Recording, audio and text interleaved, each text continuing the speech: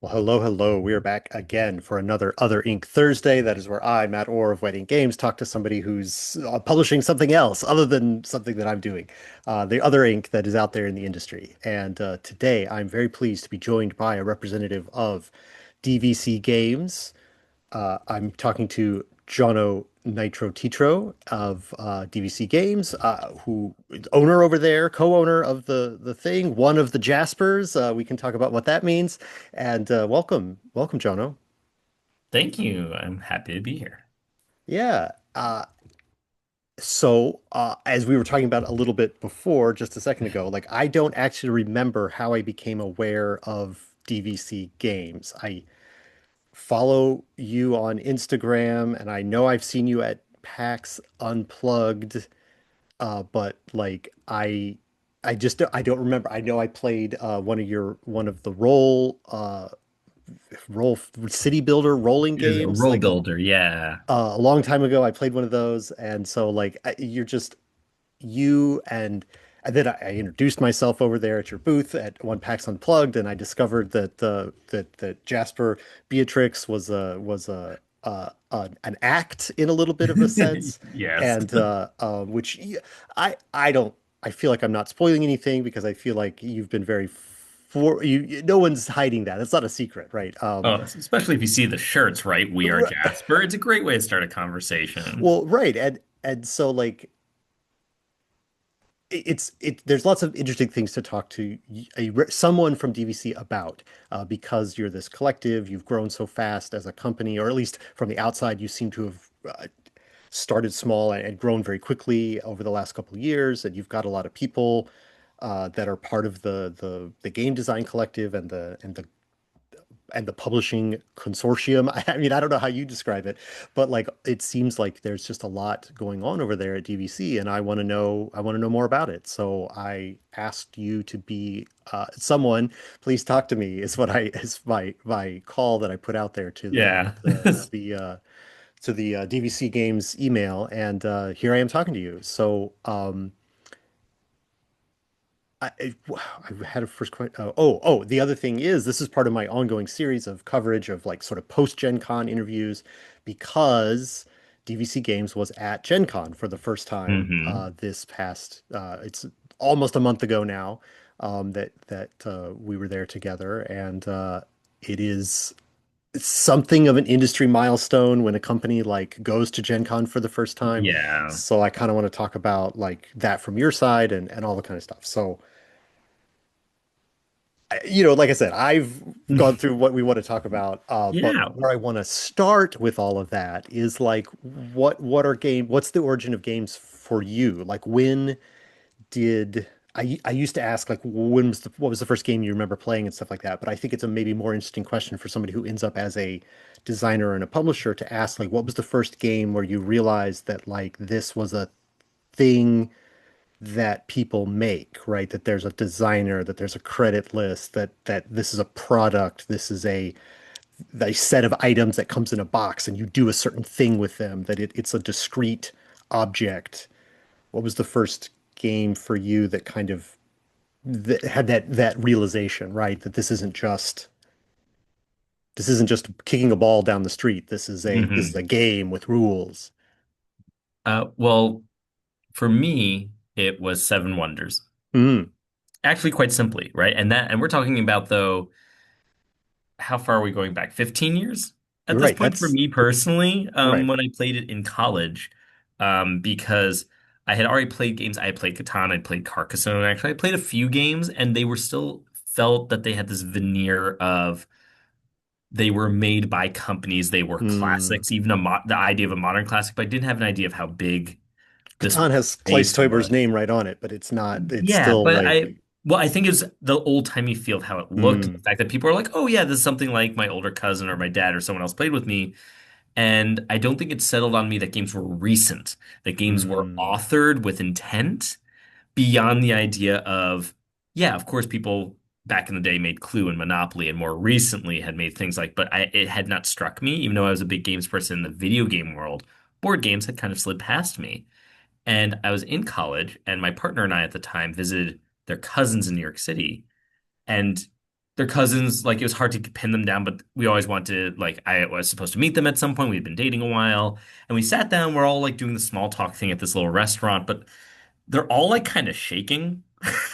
These three cousins are all kind of like vibrating at the table across from me, like they're jonesing for something. And I'm like, this is like a professor and his like academic wife who's originally from France and their son who's like an ace computer scientist. And I'm like, what are they all kind of freaking out about? And we run out of small talk and they go, so have you play any board games?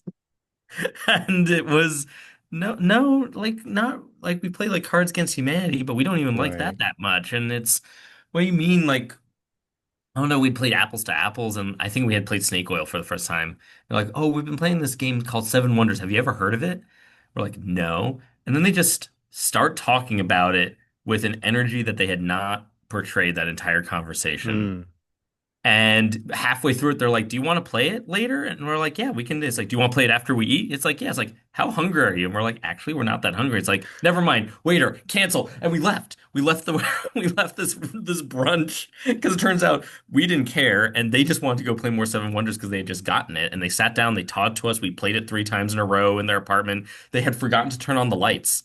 Like we had gone in, they turned on the light for the dining table, and we sat down. It was like a back alley like poker game, but with Seven Wonders. And their energy and how they were expressing their favoritism and how they felt about the game. And I was like, so my introduction wasn't even the product or the game. My introduction was the people and the energy Yeah, yeah, and yeah, how yeah. much it changed. And these were like very cultured people from like my partner's family meeting me Yeah. for the first time. And the game broke the social facade of that interaction and was like, no, can we go like play it? Yeah. And I loved it. I got a copy immediately, like the next day, and brought it back to college. I taught to a bunch of people, and everyone got so addicted to it that I had to keep it in sandwich bags in my messenger bag. And at the end of the dinner hour, people would be coming by and be like, "Hey, you got Seven Wonders?" And like I'd give them the plastic bags, and they'd rip out the game, and everyone had, and people would just descend from 5 different directions and fill all the seats and set up the game in under 3 minutes, play it in 20, and then leave. Hmm. And this became a nightly thing for almost 4 months. Yeah. I mean, it wasn't Seven Wonders, but I have memories like that from college Right? where like, once you've taught enough people how to do something, then like it's a thing and everybody shows up and does it. Yeah. Oh, I ran a tournament. I kept stats on my phone so people would play the game and text me how they did. So I was keeping campus-wide like records and stats. People would be like, "Well, I have the highest score with Babylon currently. You're not going to beat that." And they all get on each other's case. But I was easily like basically a gamers league of 50 people orbiting around what ultimately was only, I think, at any time just one copy of Seven Wonders.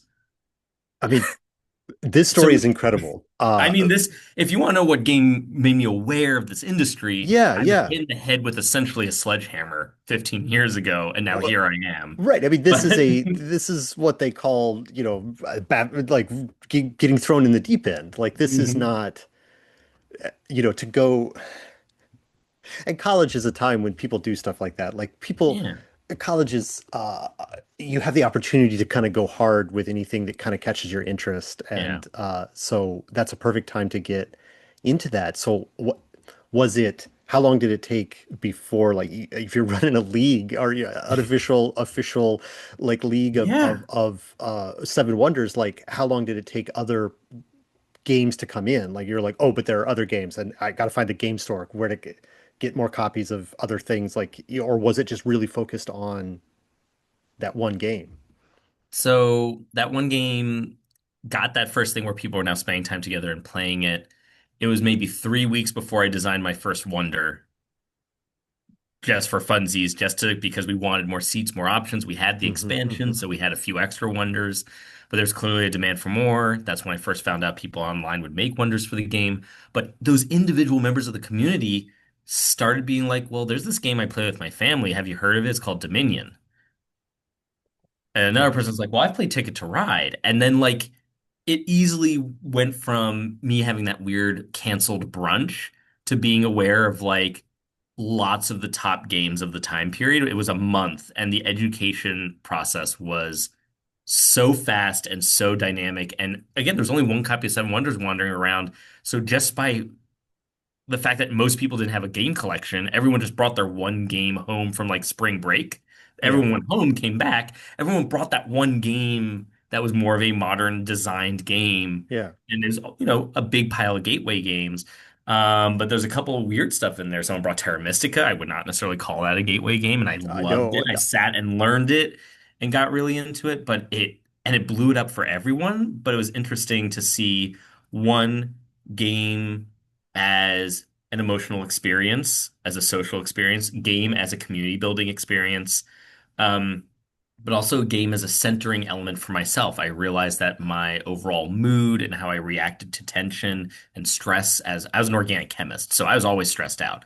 And I was also an emergency medical technician at the time too. So, Oh, it and just, yeah, another stressful and job. also I taught fire performance for a circus group. So I was the games like provided this odd whole new avenue of escapism Hmm. and creativity. I loved writing, I loved art, I loved seeing the dynamics how people engaged in things. And at the time, I was dabbling in designing things that were kind of similar to escape rooms, just as like a club activity. I lived in a dorm that you could only live in it if you came up with campus activities. So the pitch we made, because we did Rocky Horror Picture Show, I know I'm going a mile a minute, but we ran Rocky Horror Picture Show on campus, but we had to think of other things besides Rocky Horror Picture Show. So I'm like, ooh, let's do murder mysteries. I've never played one, but I'm gonna Right. figure it out. I've So heard of this. How do I've you do heard of it? this thing, so I'm gonna do something completely whatever I want. And it ended up being close to escape rooms at the time, even though I had not played an escape room yet. Hmm. Um, but it all blossomed out very quickly, Yeah. and I was riffing on Seven Wonders. And next thing you know, I was designing my own factions for Terra Mystica. People were bringing more and more games, and this collection, this decentralized collection, built up on campus. And then we all got back into playing like camp counselor style mafia, social deduction games. We all made an old-fashioned AI chat forum because at the time we're like, AOL still works. So we literally all made new AOL screen names and only used it to spend the whole summer playing essentially Werewolf. And and it's just and Yeah. it jumped from thing to thing so quickly. Yeah. And I mean, that completely tracks. The only thing that doesn't track, I'll come to in a second, but like all of this completely tracks. I mean, this sounds like what you're doing now with DVC, with like, the first DVC product that I became aware of was the role builder stuff, which is very I don't know if you designed those systems, but they're it's like a roll and write solo experience. I mean, I Yeah. guess you could play multiple people simultaneously, kind of in a race format or whatever, but like, it's got a sheet of things you can check off and you roll your dice and like you assign your grain and you're drawing routes and Hmm. that has a very Seven Wonders sort of feel to it. And smart to make that connection, yes. So that is the first game that I was aware that DVC was making with these series of things. It's like, oh, this person has played Seven Wonders is one of the first things that I think of. And oh, I mean, Seven Yeah, Wonders you is one of got it. those evergreen gateway games. I mean, like a lot of Yeah. people have played that one. But then also talking about like the community side of it. I mean, you work with other people, talking about the like jumping into things and moving quickly. Like all of this sounds like what you're doing now. So the piece that maybe doesn't line up is that like if this was you 15 years ago, like why aren't you like already colonizing the moon, right? I mean, it took Yeah. a while. There's a gap in there between like you being in college and like jumping into role-playing games and then like or not role-playing games, board games. I usually talk to people about role-playing games. I mean, But I was then also doing role-playing games at the time and running LARPs and stuff like that was yeah, all captured under that. Yeah. it's all the games, all the games. Mhm. All of them. But like what I was coming to is that like there's clearly like a gap between playing games and then making games. That's like another level of participation, right? Or a different area of participation. It's much easier to have a game group and play games with people regularly than it is to like decide that you're going to form a company to make them and produce Hmm. them and come out with like six or eight or however many you've come out with in the last 2 years.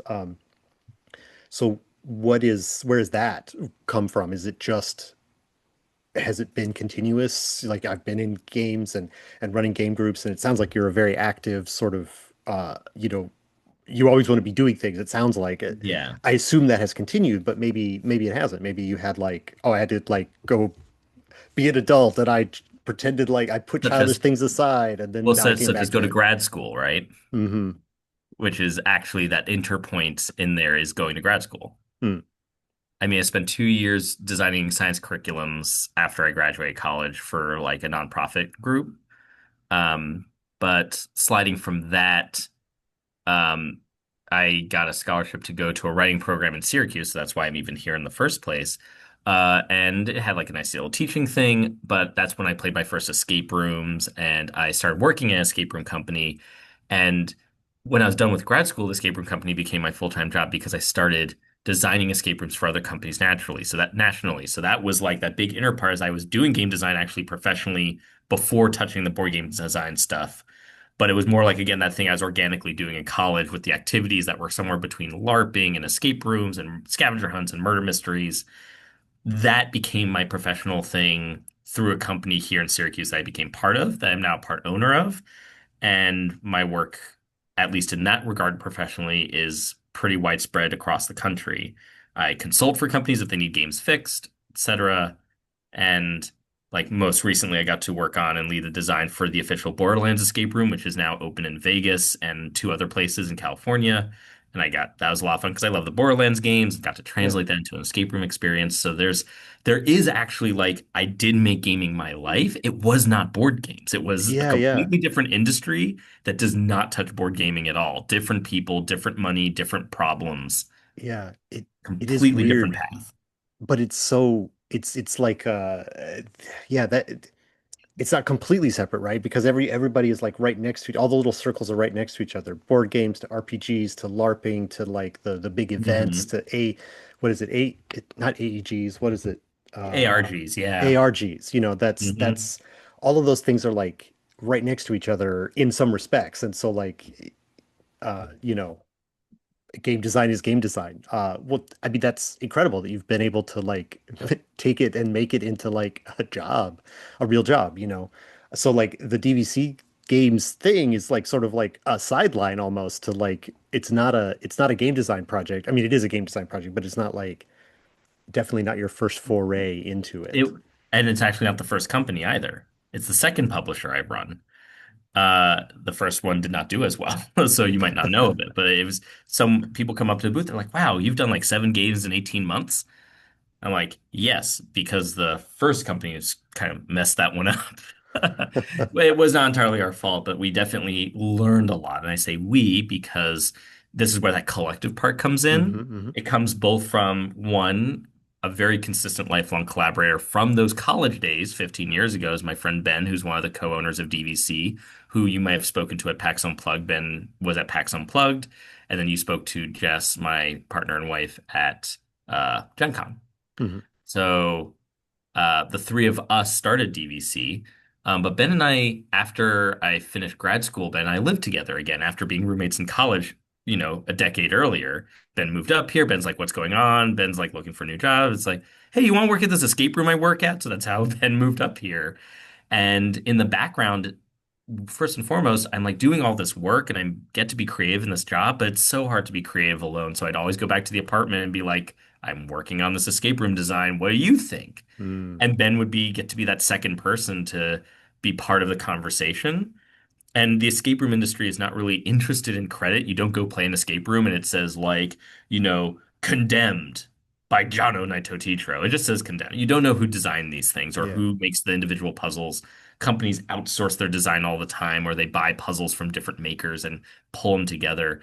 So I was already used to in doing that design work here at Syracuse, including building up our own large open plan escape room called the Museum of Intrigue. We did this process in which, yeah, I was a ringleader, almost like with the Seven Wonders tournament part, but it was so many hands were on any given item. And building an escape room, you're not just making a game design, you're also sitting there and wiring the prop. You're sanding Hmm. the edge of a coin that someone's going to hold because there's a clue on it, right? And the collectiveness comes out of that experience and the fact that at no point in my game design journey have I been alone. Yeah. I've always had professional connections, friend connections. Ben's always been a big part of it. My other friend from those days who started up that social deduction summer AOL chat room Julia has always been part of the process. And by the time Ben and I had been doing stuff, Ben had been doing stuff, we're like, we could always do a board game company. We play more and more board games, but it's always the board games are the fun thing, much like video games. We don't touch the actual industry because we already are involved in a game Yeah. industry anyway. And that was what started our first publisher together, which was Story Machine Games, which made only a few titles: Quota, Danger Park, Sacred Rights, and Rosetta the Lost Language, which I think Rosetta the Lost Language was the only game that might have left a lasting impact that people still ask me about. But we made that company, it overlapped with the pandemic. And now what we're experiencing is a full circle thing because our first Gen Con was canceled. Our first Gen Con was Mm. 2020 and it was canceled.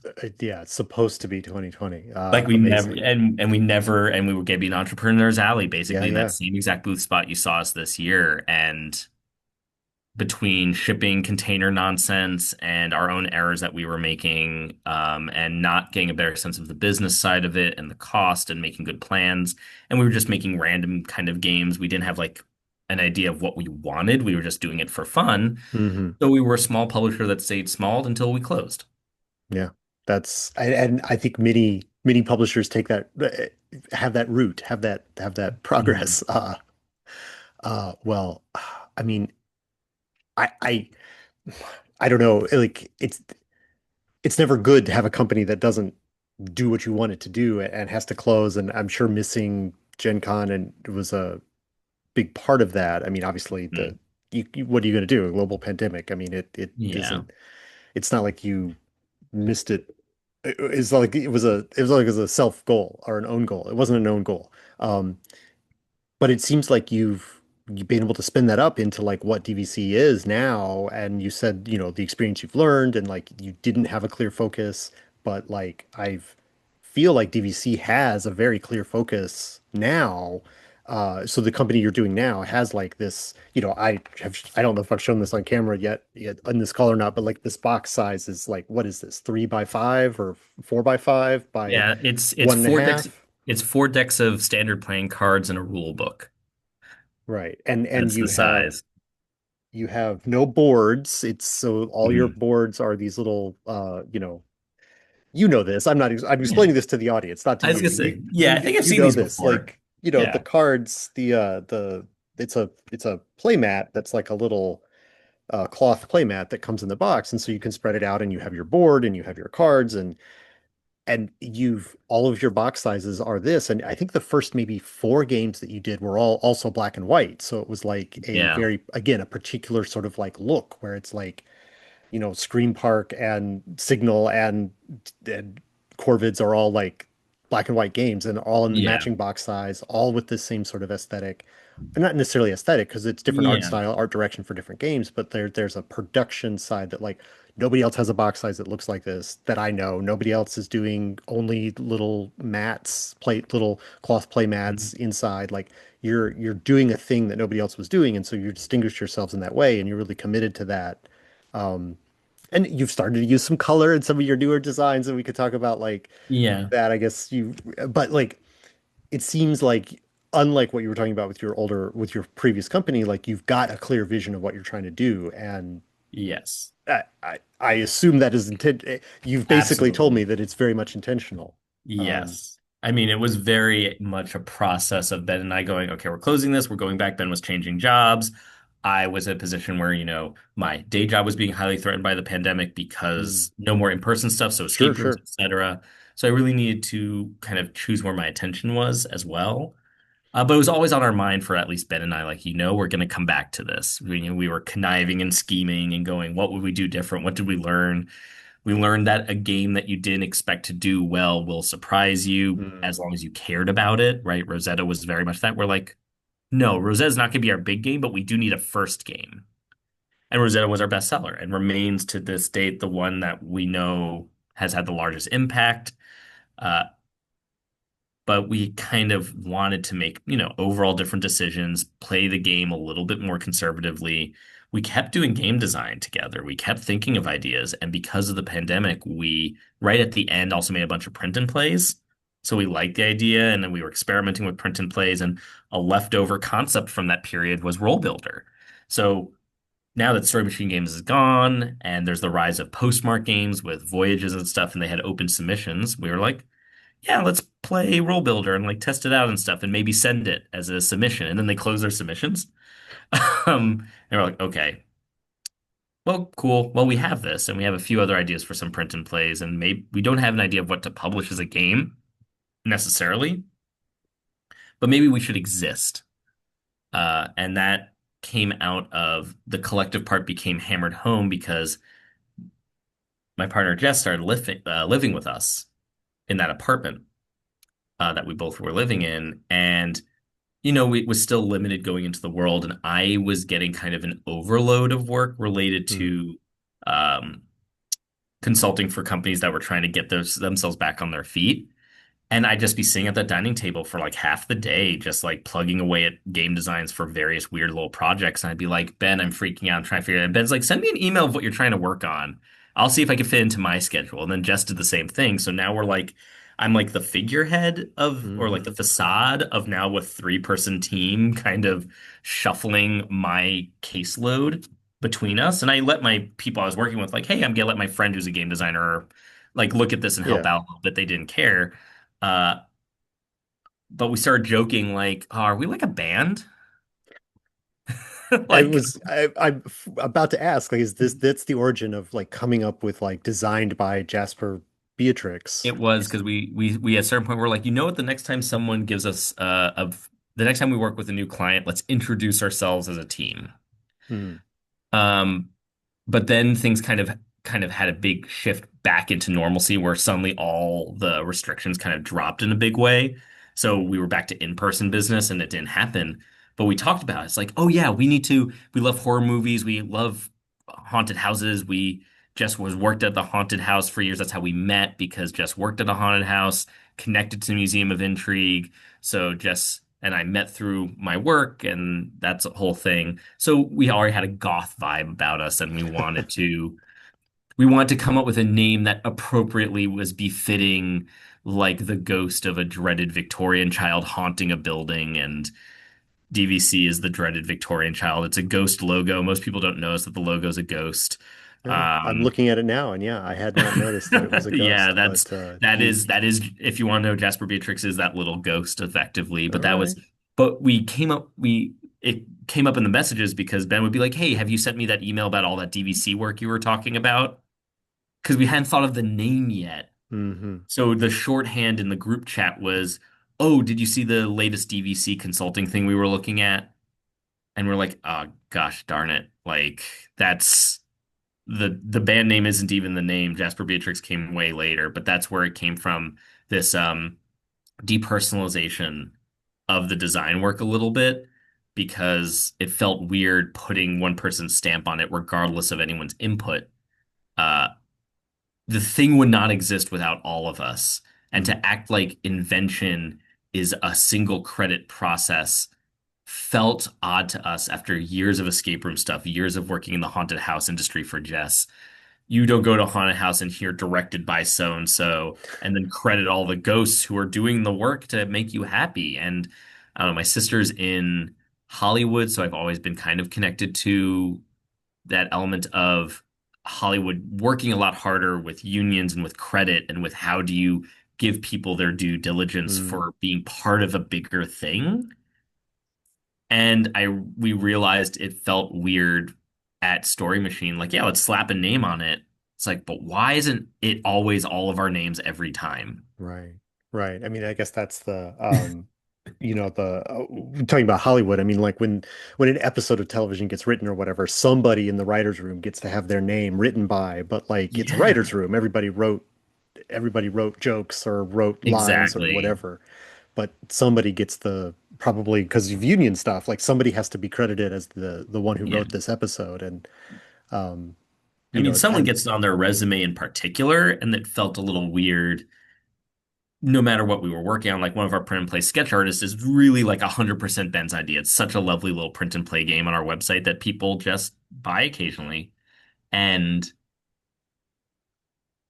it still says Jasper Beatrix on it, but like the people we seem to care about knowing the credit is already us. We don't Mm, actually, if a random stranger plays sketch artist and like they know that Ben made it, is like doesn't click for us. It matters that we know we made it and that I made mm. sure to hunt down an artist for it and stuff and just had this great feedback about changing a key mechanic. And now it exists. It's a fun game. We've played it a ton and it's made us happy and it's made our friends happy and our game nights happy because now we all still live together and we have friends come over. And while the place I'm sitting right now is technically the office for my day job, my office is also my wife's office. We both work here and we treat this office as a DVC office, so we get to use it for game nights. And the community part of it has never stopped Yeah. effectively since 15 years ago. That feeling of like this, it's not about the game, it's about the people and everyone always throwing in their 5 cents and always being part of it.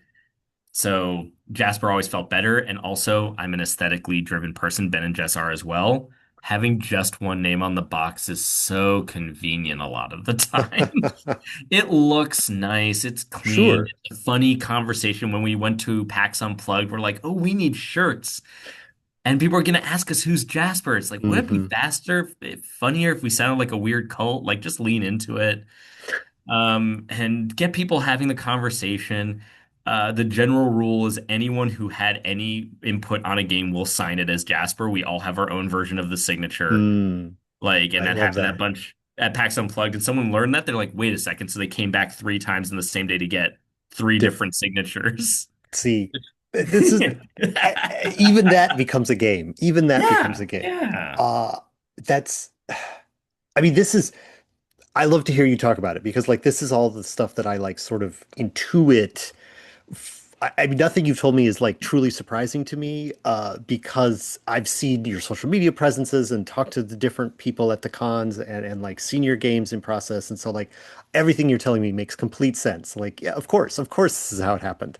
And it's just, I mean, I think you're doing, it's amazing. I'm amazed by like what you've been able to achieve.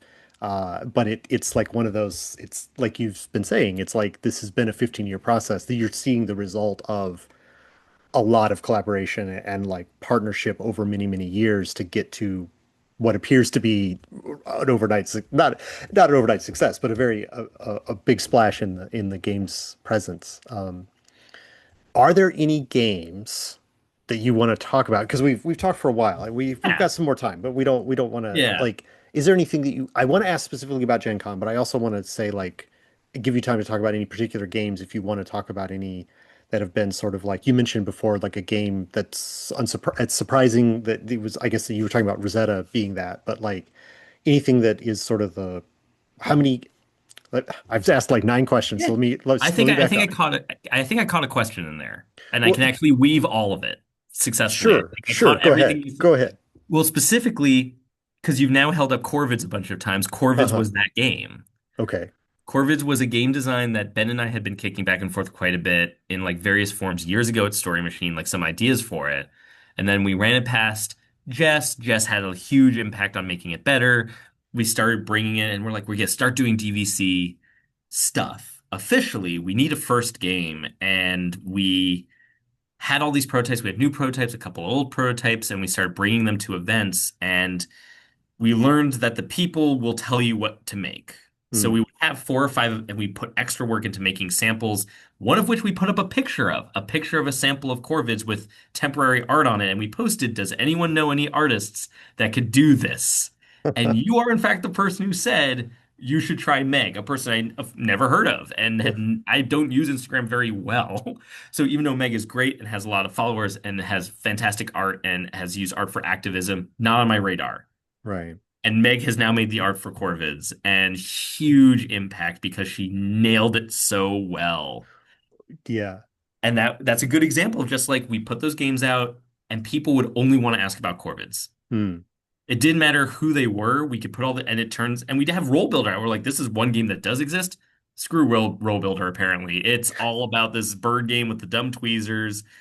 And if you I scroll mean down to that's our what ins yeah, yeah. the tweezers are what makes it great though, because it's like who doesn't want to be a little bird picking at which a is pile which of is trash? Which is Ben's fault. Not because it's a design decision, because Ben was apparently cursed by a witch when they were a baby to never be able to pick up a card from a table. Have you gotten ads for those little pickup suction cup things? Right? I don't think so, but I can Because imagine them. because as soon as one came up recently, I'm like, I'm buying that for Ben because Ben can't pick up cards from things. So we wanted to test this game, but Ben couldn't play it because they couldn't flip the cards. So Ben got a pair of tweezers so that they could play. It wasn't, it was an accessibility answer. And then everyone else at the table was like, well, can I also use the tweezers? Yeah. I mean, Yeah. I mean that's It's serendipitous it also, is but serendipitous, but it once you once you see it done, you're like, oh, this makes so much sense, and oh it's so yeah. it's fun to be the you are the Corvid, right? I mean the Yeah. yeah. I mean, Uh, at the time, the only thing we had calculated from a product standpoint is that we loved the magnet lid box for Rosetta, which was smaller but similar to this one. The only thing we decided was I was going to math out like the exact box size that I'd be in love with forever. And I spent literally years thinking about it. And then I was like, Ben, I got the calculations. This is the perfect box. And then I had like by complete chance went to the store the next day just to like look at game boxes to see if anything similar. It turns out the Unstable Unicorns box is our box. So I was like, oh, someone else figured this out. This is a perfect box. So well, uh, I mean, I assume there's also sort of like, I mean, it could be like a mailing thing, like it fits exactly inside a it does. mailer, maybe. I It don't know does. if you It considered fits that. exactly inside a lot of standard boxes. It's 3 times taller than it is wide, so it packs it in cartons efficiently. It gives you a lot of play space because it has the inside of the lid is an area. We always wanted to maybe use that just for rules reminders, and we've stuck with that Hmm. as a component. But Corvids helped define the rest because Corvids had like this neat little tweezer mechanic. The piece we needed to limit the play space or people would play it too crazy, so we added the cloth mat as a baseball field essentially. Like you have to stay Hmm. in bounds. And then we're like, oh, and people were like, are all your games gonna have a cloth mat? And we're like, as long as it makes sense. And all but one has had a cloth mat. And the wooden tokens, the little feathers to that game. But we did that because we wanted a first game. We had money to kind of do it ourselves in this case and like invest it in and be like, we're gonna give this a shot and it's gonna sell very slowly and our company's gonna not properly exist. We put out a 5-year plan. In 5 years, we'll probably have about 5 games, 6 games, because we're gonna have to make this one and give it a lot of attention Hmm. and push it really hard to sell it.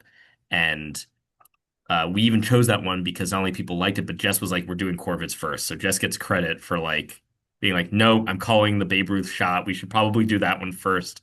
The other ones that we're up against, we never made. We still have not made the competitors for it. Everything fell to the wayside.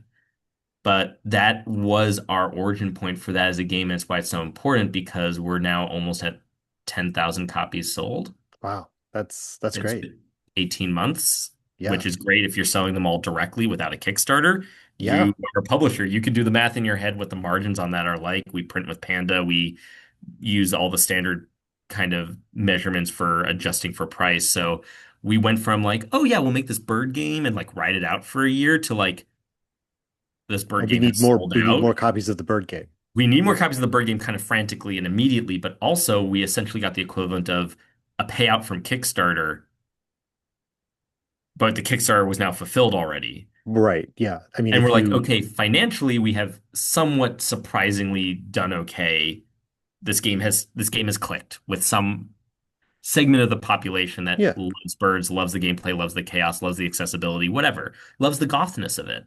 And we had to completely reconfigure everything we were doing because unfortunately, I think a big part of success is a mixture of luck and opportunity. Hmm. And I'd like to think that all of the thoughts we had from the old company set us up, or that the right box size did it, or it was the exact right artist and the exact right theme, etc. That's something we planned rather than I think we rigged a couple of dice rolls, but it was still going to be a bunch of dice rolls. And there's no guarantee from this. Sure. I mean, I think everybody's success is sort of like people ask like, "Oh, how did you succeed?" And the answer is always like, "Oh, I can tell you what I did, but I don't know if you can replicate what I Yeah. did." Like, I mean, I think that's sort of a standard answer in this industry where everyone kind of succeeds on their own everybody's path to success is their own. Uh, uh, so I want to ask you about quickly, how many more games have you put out in a matching like box size? Yeah. Like, I've Yeah. seen it's at least three others, I think, because you got Screen Park and you We're at seven. seven. We're at So, seven since April 2024. I mean, that's a Yeah. Game you're seven was tearing at through Gen them. Con, and having Jess and I having our first child is the only thing that's probably slowed us down a little bit.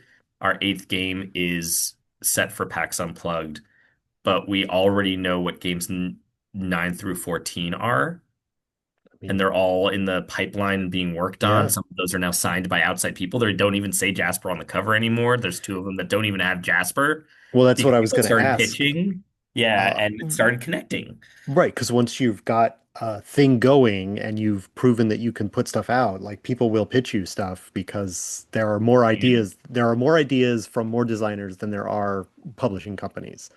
Uh, Absolutely. And the collective gets bigger in an odd way because I think our general rule is if the game started somewhere in the vicinity of me, Ben, and Jess, it will have Jasper on the cover. But if by the time the game reached us and we already expressed that we liked it, but we're late enough in the process, we'd rather the standard, what's the credit on the cover, yeah. etc. But it becomes a product of the collective if it comes out of essentially us three and our regular game community just hanging out. Hmm. Uh, well, I do want to ask you also about Gen Con. And Yes. that's kind of we take Yes. it a long way to get around there, but like it is sort of like I said, it's sort of like a milestone in some respects. Like, oh, you've been to PAX Unplugged a couple times. I'm sure you've been to other conventions, and Yeah. but like having that sort of like you said, you were almost there in 2020. You said, Yeah. but then now here it is 5 years later, a different company, but same designers, Yeah. is it? I mean, was it a good show for you? This year has been hit or miss, I think, with cons generally for sellers. At least from the role-playing game front, Yeah. we've had a few down cons, but Gen Con was above. It was good. It was where we wanted it to be. Yeah. And not even Origins was where we wanted it to be with downgraded expectations, but Gen Con was where we wanted it to be just without Yeah. downgraded. It was good. It was a good It show, was. and there was lots of energy. So hopefully it was the same for It you anyway. was. It was magnificent. And I think we were in an odd position because the only big show we did back in the day with the old company was one PAX Unplugged. That's as far as we got. We didn't hit an Origins, we didn't hit a Gen Con. It was all stopped in its tracks. And we did the one PAX Unplugged this year. Our first one was this year, this past winter, and then we did PAX East, and then we did Origins, and then we did Gen Con. So we kind of stuffed them all in a row, and we're clearly making games kind of fast, mostly because of bird money, which is what some people, our friends, literally be like. Some people be like, "Wow, they like made a company real quick. How did they do that?" And literally, most people I know will respond, "Well, it's bird money. Like Yeah. you'll have to go talk to them, but it's bird money that they have the chance to do these experiments and connect people with games and skip the Kickstarter process." Yeah. Because it kind of worked out. But we went to Gen Con with tempered expectations because our PAX Unplugged was insanely successful, way beyond our expectations. Our booth was getting reprimanded for our line, and we only had technically three available games. It was Corvid's Typeset and Scream Park, and we only had a few copies of Scream Park that we had flown in because the games hadn't arrived in time fully at the warehouse. But we had samples of Signal and Here Lies, which were coming up in the future, and it was incredible. We got all these pre-orders for Signals and Here Lies. We met people. You apparently got a chance to meet people at the booth, and Jess and I, because Jess was about to have a baby, were not there. Ben was the sole original person there with a crew of people trying to make us proud back home Yeah. and represent. They all had their shirts. They had a lot of fun. The artist for Scream Park was available and came by. Meg for Corvids came by and signed copies. Good community come together. And what surprised me was apparently the massive number of people who came by and went, "Hey, didn't you do Rosetta?" Hmm. Because it was the same audience who had also had Right. gone back in 2020, 2019 and remembered us and remembered Ben especially was like, "Hey, weren't you making that language game back in the day?" And it's like, "Oh yeah, that's." I'm surprised, but I guess this is our home con. It's closest to where we live. Sure. But PAX East and Origins, I don't think And we. I found the Oh yeah, PAX Unplugged, no shade to anybody who goes to the other cons, but the PAX Unplugged crowd is one of the most educated crowds. They know the games. Like, yeah. that's just what I found. There's like a higher density of people who are like for real gamers that are there to talk about the games, whereas you get more casual like fan attendees at Origins and Gen Con. So Oh, it makes sense that absolutely. they remembered your game. Yeah, and I think that was a huge surprise for us. Where like, there's a memory level here for a small indie game from a company that doesn't exist. There's still a cultural memory that reminds me again all the way back to 15 years ago that Yeah. hey, this is this game I play with my family. I brought to college, and next thing you know, how it can impact a group of people in a way that that company is never going to hear about, except unless they listen right now. That how something can spread in mysterious ways with groups of people and have an impact on their joy and on their connectivity with each other. And that was a huge moment because Ben's texting us being like, this is absolutely insane. We didn't expect this many people. We didn't bring enough Corvids. We have sold out. It's gone. We brought like the bare minimum. We brought what could fit in the Subaru. So like that's, Right.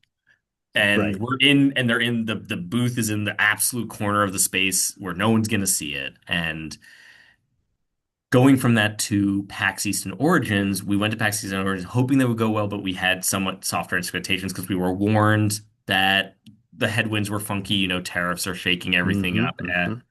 So PAX East was fine. Origins was fine. We learned a lot about ourselves from PAX East, like what could we have done better.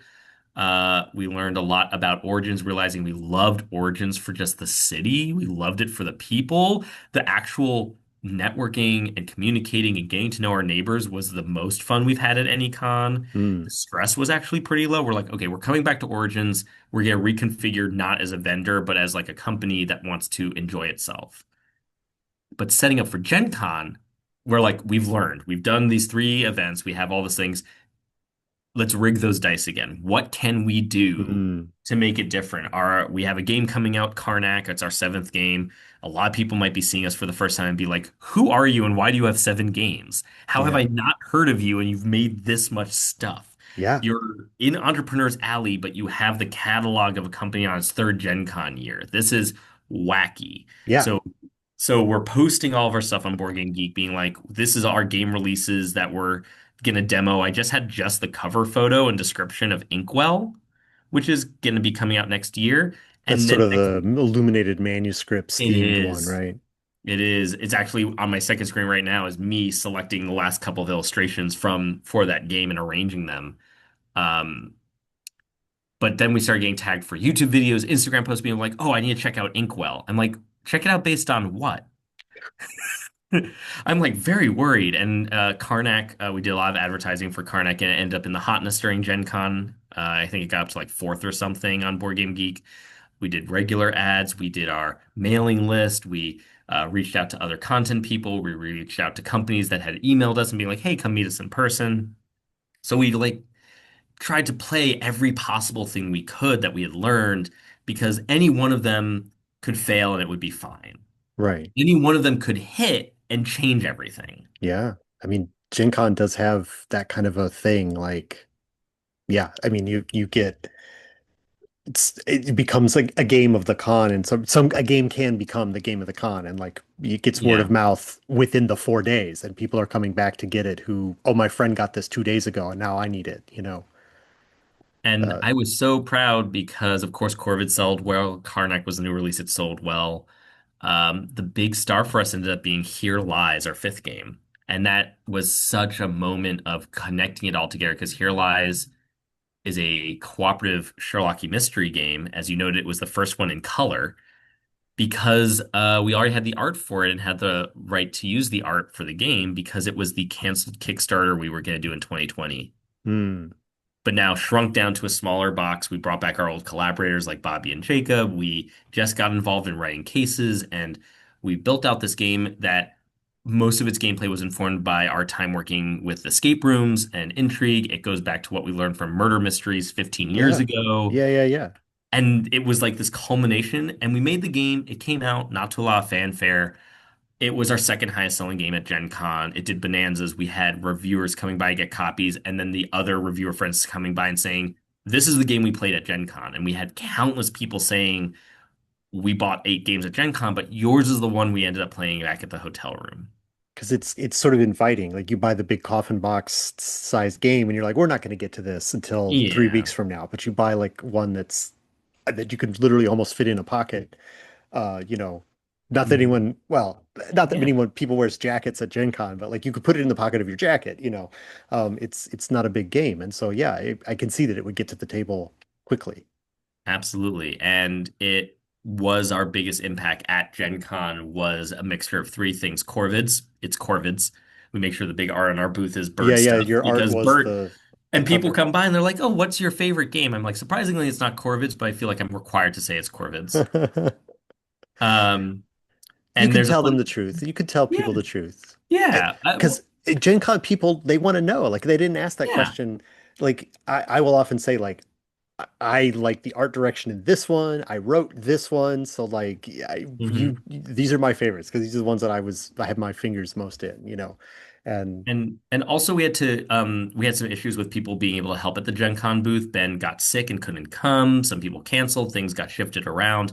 We were kind of understaffed. I had to be there for every hour basically of every day for Gen Con, and yeah, it kicked my butt certainly. that's a lot. Um, but the we didn't really train people to run this booth. We were like, this is how you sell someone a thing, and then here are descriptions of the games. And like, I don't know, everyone who helped with the booth had played different things in different contexts.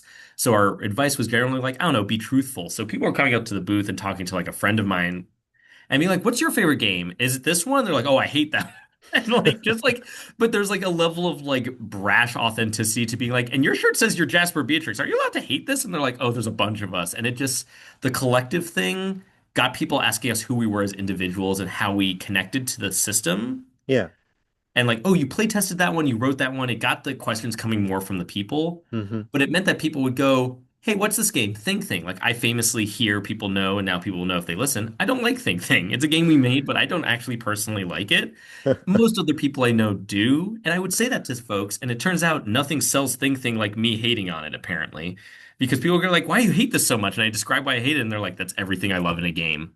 Well, there you Give it go. to I mean, me. that's I- And that you know, there's that's that's perfect because that's the way you have to like you were just saying like when you get to know somebody even just in passing as like a person who's at a booth selling something, you know, like then you when they say they like or don't like something, you know whether or not you will like that or not like it based on who you know what you know about them. You know, it is that makes total sense. Like that's you get the yeah, reviewers where it's like I never agree with this person as a reviewer, but like if this reviewer hates it, that means I'll love it, you know, because I know yeah. them, you know. And you'll watch a video or read a review or something and you'll be like, well, I'm gonna go check that out because they said it was bad, which means I'll like it, you know. Yeah. So that makes sense. And and I think that educated us because we're getting ready for PAX Unplugged. We have a 10 by 20 booth. We've upgraded for PAX Unplugged. All right. We have game 8 for that one, which is Yeah. new Pacts, which is great to have at PAX Unplugged just to confuse everyone. Uh, and we'll You will probably get have questions playable. like, is this a game about PAX? Yeah, well, it's PACTS, and it's about Celtic Fae Yeah, yeah, deals, yeah. I've seen your right? I'm in the demo for your ads, so I've seen There ads you for it. go. Yeah, no, yeah, have to keep testing them, have to keep trying to figure out what dice to roll. And I mean, we're excited for it because we're going in now with a completely different knowledge. There's people who know us, who don't know us. We're understanding there is no such thing as an old game because we should always bring Corvids. We should always bring games that don't necessarily sell well because it'll surprise us. We brought one of the least number of things we brought to Gen Con was Here Lies. We sold out of Here Lies. And we brought too much Corvids, actually. And realizing that different things will connect with people in different ways on different days. Sure. And we make such weird, different stuff. Um, what does it mean that our goal is first and foremost to make games that we like as a Hmm. crew? One or two of us can get vetoed in that process, but it's the three of us and all of our friends. I mean, the joke being that all of our names pretty much start with J or B. That's why it's Jasper Beatrix. Yeah, yeah, right? yeah. Yes, Jono, Ben, but there's Jerry and Joey and the other Ben and Bobby and Julia, and it's a whole Jacob. It's a joke that we're all J's and B's pretty much. Yeah, I But had that as a question, but then I didn't ask yeah. it. Oh, there you go. I'll slip it in. But we have to genuinely broadly like it. And usually once we like it enough that we're playing it consistently and not getting sick of it, it will likely then get published. And there isn't much of a strong eye towards whether or not that's good business practice. We just have to check whether or not we're going to go broke if we do it.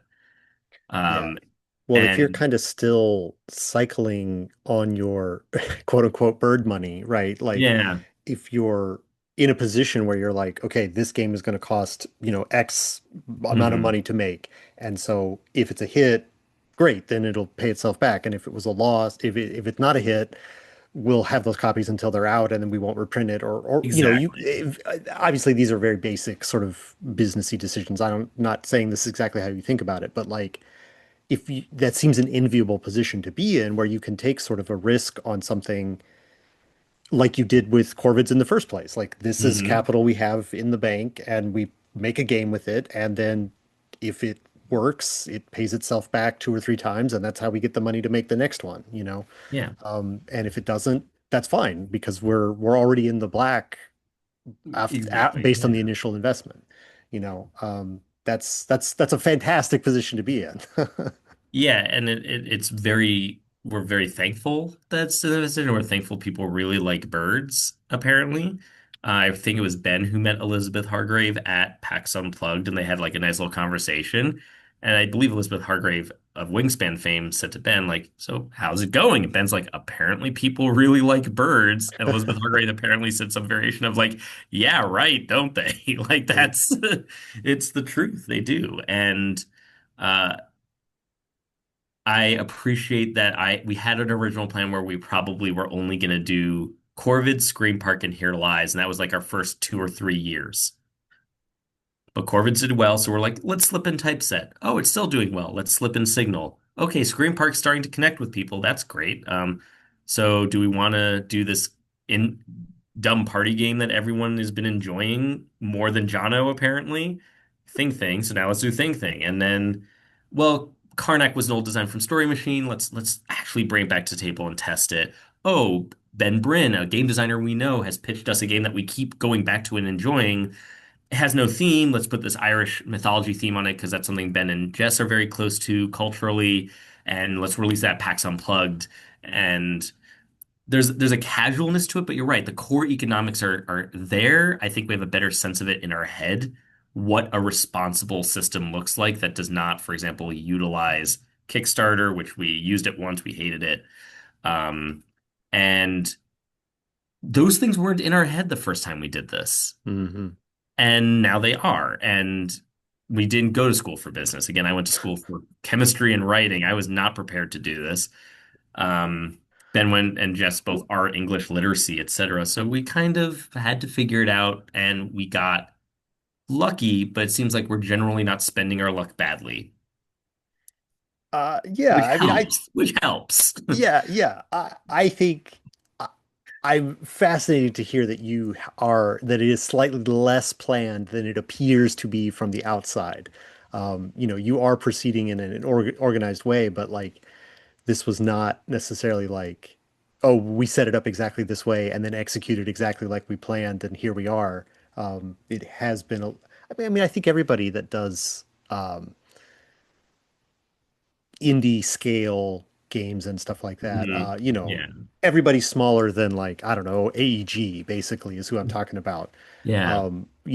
Does it kind of finds their own way to make it work, and so this has been your way. I think it seems to be working. So I am looking forward to learning more of your games. Like I've played Corvids. I have that one. Karnak looks interesting. Here Lies looked interesting. Pax looks interesting. So, there's probably gonna have to add some more of your games to my collection. So, Well, uh, appreciated. my As it last, well, go ahead.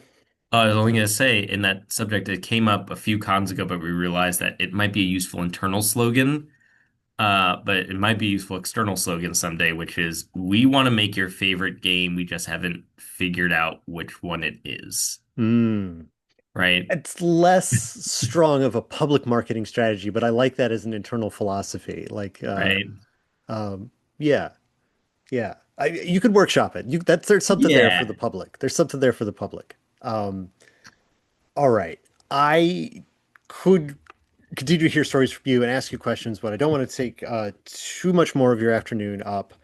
But before I totally wrap up the interview, I want to one of my questions is what's coming next. You've already talked about PAX, so that's Yeah. both PAX with And PAX and PACTs. yeah. Yes. You've talked about both of those, so that's what's coming next from DVC. And so, where can people go? You talked about like selling direct to people, it's skipping the crowdfunding process, the fulfillment process. So, like, where is that place that people can get your games? Where can people find you on these internets that we live Yeah. on? What show you might be at next? All that stuff. Where can people find DVC and what you're up to? Absolutely. So we're pretty committed to do after this year. I think we really feel for very different reasons we'll always consistently try to do PAX Unplugged, Origins, and Gen Con. So hopefully see folks again next year. Hopefully see you at PAX Unplugged if you're planning to go. I'll be there. And and then our website, www.dvc.games. Useful, not useful if you're trying to do like security captcha things on websites where they're like, .games isn't a real email, but dvc.games. You'll also find us on Facebook, Instagram. We have a YouTube channel where we just post some videos of us playing, some how to play videos, as well as Blue Sky. If you ever anyone wants to just get in the weeds, basically anyone can bug. I usually post on Blue Sky, so anyone can bug me as much as they want on there, and I will respond. Um, and of course, we're here in Syracuse, New York. If you've heard of that place, then and where it is, if you're anywhere nearby, we do a monthly game night. Like, come play with us. We pull out all the prototypes, and hang out. And if you are passing through the area, let us know. You can stop by the office and chat and look at stuff. And surprising number of people know where Syracuse is and pass through here, so it happens more often than you think. I have a vague sense of it being like where in the state it would be, but I'd Yeah, have to look at a map to. it's Rochester-ish, which I think is the more famous one between Rochester and Albany. There you go. There you go. I And also have from like a middle school map where they have the capitals of all the states. I know Albany. It's right there in the middle, basically. yeah, Uh, but it is not about me. Syracuse, I'm sure, is known to many people. All right. Well, that's all the questions that I had. If there's any last word anything else that I didn't ask you that you really want to say, say it because I'm done with my yeah. questions. Oh yeah. Uh, I think that's all covered except like, what was your first game that made you aware of Oh, games as like a product and a oh cultural item? man. Just which one was it? I'm just so curious.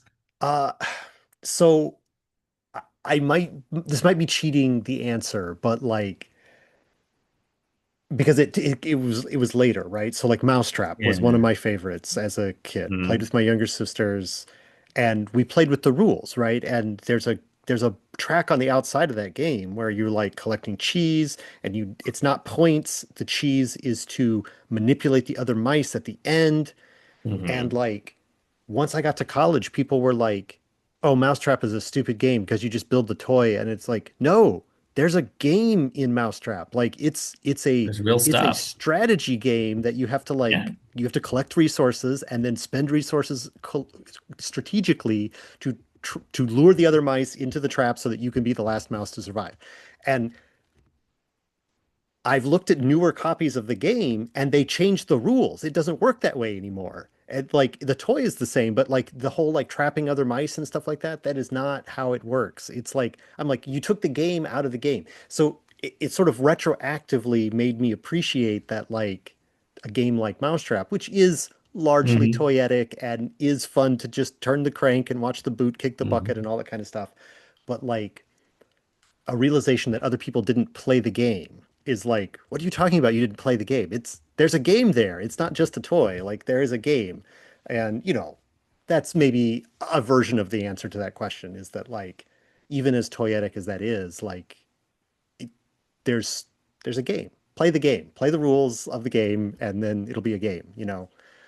So it was like because that's a common story that people say is that they never really played Mousetrap, and I'm like, wow, you can't even buy a copy and play the real version of, well, whatever. Real is nebulous, but Mhm. anyway, that'd be my answer. I love the Mousetrap. energy though. I love that. I love just like, all right, I need to talk about Mousetrap. Let's go.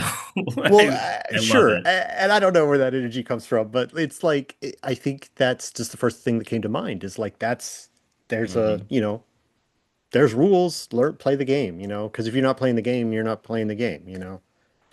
You're playing. I mean, and Mousetrap is a great one because it's whatever. What are the games? Something like any game that comes with like a bunch of pieces, right? Like Risk or whatever. I mean, you can Hmm. play. And the other thing, I, this is sort of we're way off in the Yeah. weeds now, but like Monopoly is not a game that I played a lot, but like people talk about how awful Monopoly is, and it's like because you're playing it wrong. It's only supposed to Yeah. last an hour, and Hmm. but you because there's not supposed to be new money coming into the game. Your money is supposed to be constantly going out of the game, but people don't Yeah. play that way because they like to get the extra money, and it's like that's why it takes all day and Yeah. no one can win. So like you're breaking the game and then complaining about Hmm. it. Just play the game and it'll be. I'm not a huge Monopoly apologist, but it's the same sort of thing. Like people designed a game a certain way, and that if you don't play it that way and then don't like it, that's your fault, not the game's fault, you know. But anyway, that's I don't I'm know. with you. I'm with you. I'm with you. Yeah, yeah. So yeah. All right. I think that's the end. I don't have anything else. Yeah, for Great question sure. for me at the end. Jono, thank you so much for talking to me today. Thank you for telling me all, bringing such energy of yourself to this conversation and just your excitement for games and your, I don't know, the the generosity on display of like the whole concept of like the Jasper Beatrix collective and the idea of bringing everybody together and the game nights and everything. It's amazing. It's amazing. I'm glad to like have this conversation and hear that like all the stuff that there's such positive energy behind what DVC is doing because that's what it looks like from the outside, and it's great to know that it looks like that from your side as well. Oh, So, thank you. No, thank all you so much. right. And hey, what games? Let's see. What questions? So you haven't done a Victorian children game yet. So like fill There's the a comments, my viewers, fill the yeah. comments with like the sort of Victorian child game ideas that DVC needs to work on so that they can Uh, get I'll get take them very seriously. Oh no. I love challenges. Thank you So for watching, everybody. Thank you again, Jono, for being here. And thank you, Matt. everybody, we'll see you on the next one. Take care.